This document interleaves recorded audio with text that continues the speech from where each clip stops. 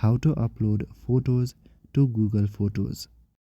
If you want to upload your photos from your gallery to Google Photos, then here's how you can do it. Firstly, open Google Photos on your device. In Google Photos, if you have already backed up your gallery, then it will look something like this. If you have not, then go back and open any of your preferred web browser. Now go to the search bar and search for photos.google.com. Search for it and you will land to the official website of Google Photos. Here on the website, at the top right corner, you will see these three icons. Click on the arrow icon at the middle. This icon represents uploading.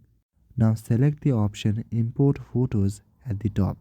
Then select the option accordingly. Now your gallery will open.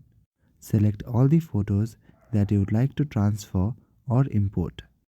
Then select the option Add at the top right corner to add them to Google Photos. So that is it for this video. I will see you in the next one.